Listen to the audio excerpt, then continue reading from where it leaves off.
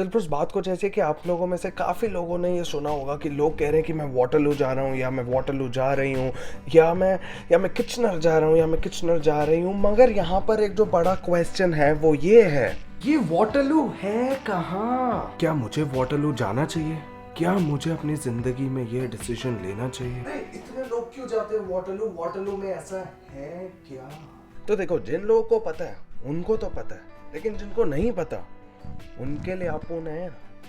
तो मैं आप लोगों के सारे क्वेश्चंस का आंसर दूंगा इस वीडियो में।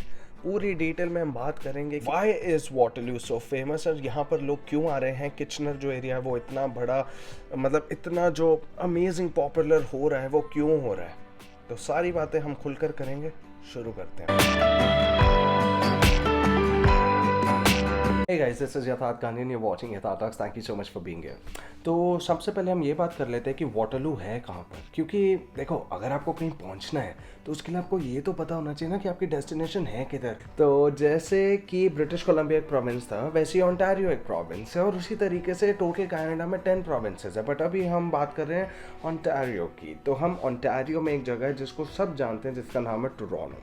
तो जब आप टोरंटो पहुंचते हैं और टोरंटो के थोड़ी सी हम साउथ में आते हैं, वहाँ पर आ जाता है वाटरलू। अब आप सोचेंगे कि वाटरलू पहुँचे कैसे, क्योंकि एयरपोर्ट तो है यहाँ पे, बट इंटरनेशनल फ़्लाइट्स यहाँ पर इतनी मैंने लैंड होते हुए नहीं देखी हैं।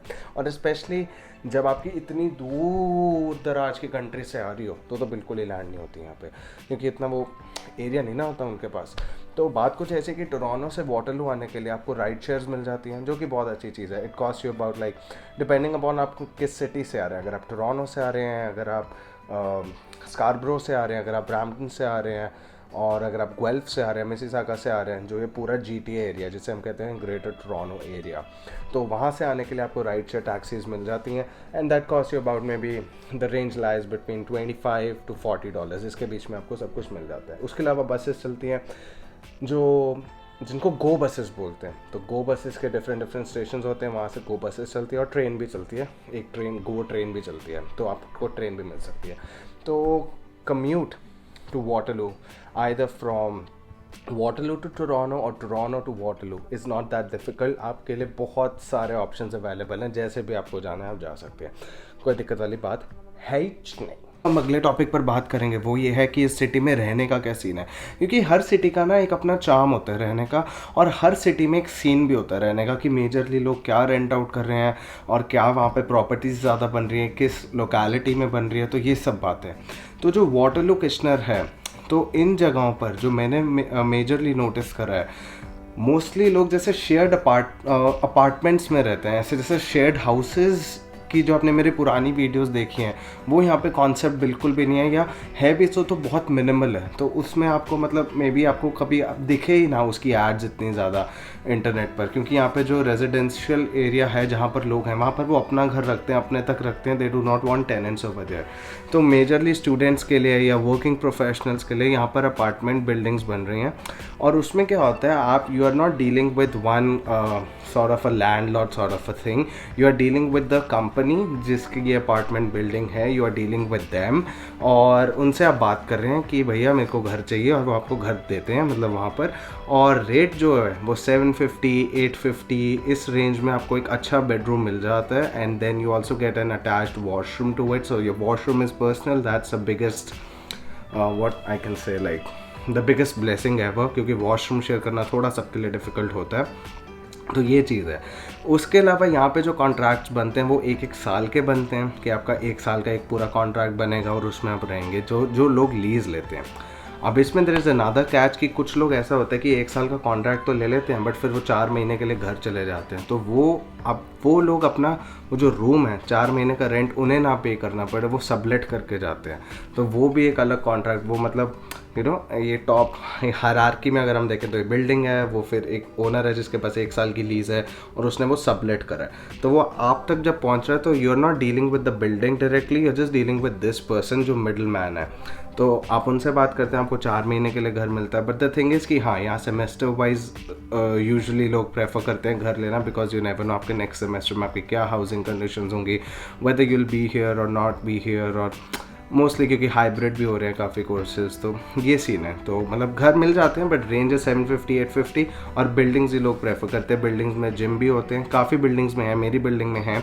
स्विमिंग पूल वगैरह का कॉन्सेप्ट कम है क्योंकि इतनी पॉश बिल्डिंग्स नहीं है यहाँ पे, जैसे मैं कह सकूँ इतने उस लेवल पे नहीं है, कुछ हैं but then they are on the expensive side, so it depends upon your pocket as well. But yeah 750 850 that could be the range for you. 600 650 वाले घर भी मिलते हैं, मैं झूठ नहीं बोलूँगा, सबलेट पे मिल जाते हैं 600 650 वाले घर, और आप वो भी ले सकते हो कि अगर आपको वो लोकेशन, वो लोकेलिटी और आपके वो कॉलेज या यूनिवर्सिटी के पास है, तो you can obviously go for those places as well. So ये चीज़। The next thing that we are going to discuss is the elephant in the room, that why do people come to Waterloo? When a city like Toronto is so close, it's in the vicinity of this particular city, then why do actually people are moving towards Waterloo और Kitchener? क्यों इतना popular है? तो देखो, सबसे पहला answer तो ये है कि यहाँ पर कनाडा की मैं कैसे बताऊँ, like one of, not one but like 3 ऐसे कॉलेज और यूनिवर्सिटीज़ हैं जो बहुत फेमस है और उनके ब्रांचेस यहाँ पर है। Like first the university of Waterloo, the second is Wilfred L'Oréal university and the third one is the Conestoga college. तो बहुत लोगों को यहाँ पर एडमिशन्स मिलते हैं, तो बहुत लोग यहाँ आते हैं और उसकी वजह से स्लोली एंड स्टेडली ये टाउन पॉपुलर हो गया। So the second thing that makes this city so popular is कि यहाँ पर अब ग्रोथ अपॉर्चुनिटीज़ ज़्यादा मिलनी स्टार्ट हो गई हैं, बिकॉज नाउ डिफरेंट कंपनीज़ हैं, जैसे आईटी बूम हो रहे हैं यहाँ पे, लाइक गूगल का हेड ऑफिस यहाँ बन गया, रॉजर्स का हेड ऑफिस यहाँ बन गया है, ओपन टेक्स्ट एक सॉफ्टवेयर कंपनी है, उनका हेड ऑफिस यहाँ पर है।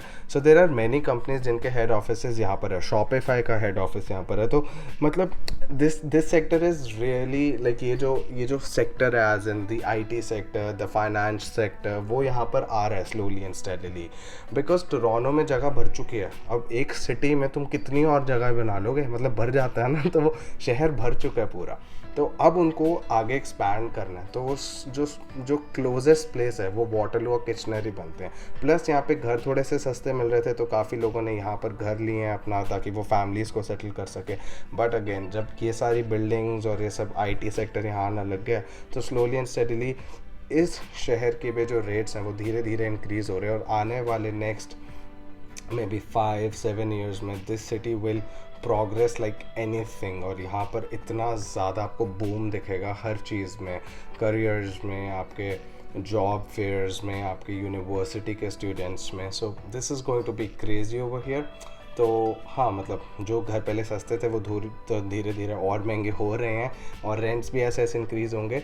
बट या जो ये 2 फैक्टर्स मैंने आपको बताए हैं, ये मेजर रीजंस है कि बेसिकली यहाँ पर बहुत सारे लोग आ रहे हैं, और यहाँ पर स्टार्टअप भी बहुत है, क्योंकि इतनी यूनिवर्सिटीज़ है, इतने बच्चे, ऑब्वियसली सबके दिमाग शार्प होते हैं, तो they are thinking about something new every time. So इतने स्टार्टअप्स हैं यहाँ पर। सो या ये 2 मेजर रीजंस हैं, and this is how we address the elephant in the room, guys.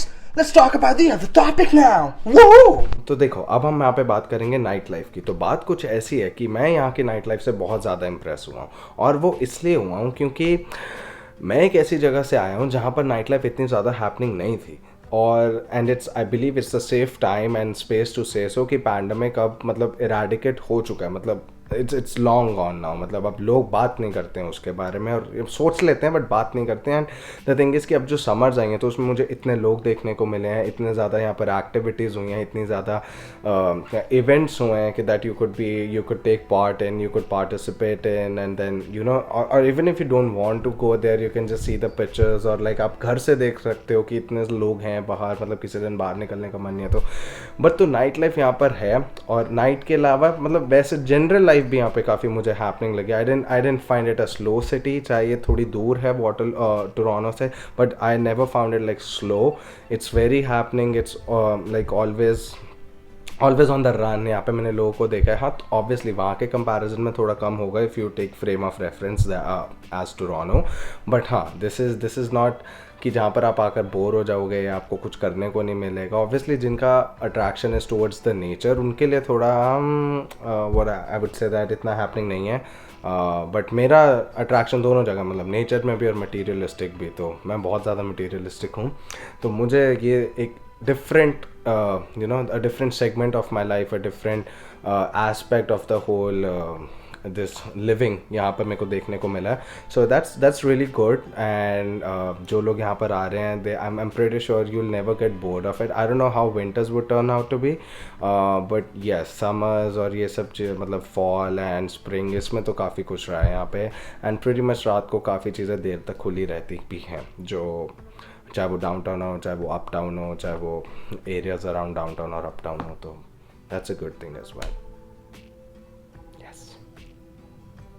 पर एक जो और मेजर चीज़ है जो हम डिस्कस करेंगे वो ये है कि वाटरलू में करने को क्या है. तो देखो बात कुछ ऐसी है कि इस सिटी में मतलब ये थोड़ा साउथ में आ जाता है, तो उसकी वजह से यहाँ पे कोई ऐसे वाटर बॉडीज़ है ऐसा कुछ नहीं है ज़्यादा, बट छोटी छोटी ट्रेल्स हैं, तो आप वो कर सकते हो. यहाँ पे मॉल्स हैं तो आप वहाँ जा सकते हो. ऑब्वियसली मतलब जो एक नॉर्मल सिटी में आप कर सकते हो वो सारी चीज़ें हैं यहाँ पे करने को.